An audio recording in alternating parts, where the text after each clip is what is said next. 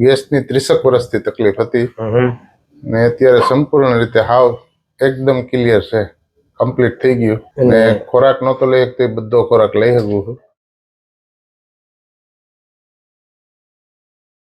દરેક પ્રભુજી અને માતાજીઓને જય શ્રી કૃષ્ણ, જય સીતારામ. તો મિત્રો આજ આપણી સાથે છે ધીરુભાઈ, અને ધીરુભાઈને ખૂબ તકલીફ હતી.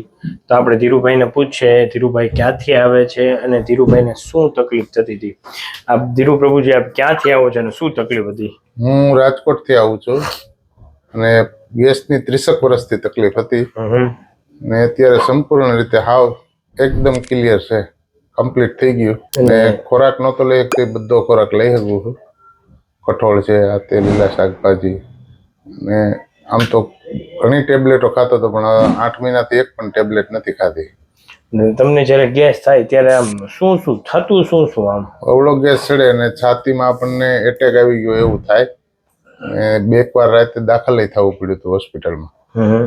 ને એ બધું એકદમ ક્લિયર થઈ ગયું.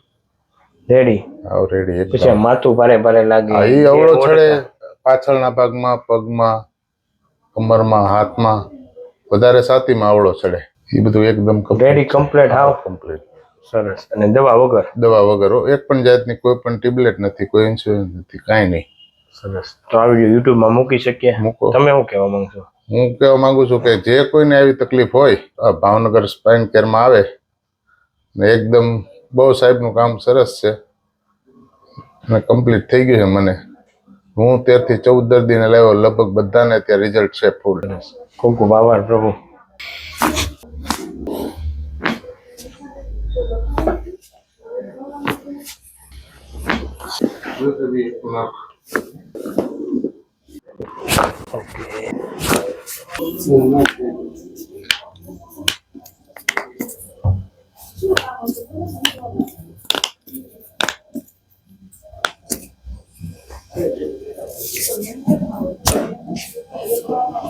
માથું રિલેક્સ થઈ જાય, રિલેક્સ.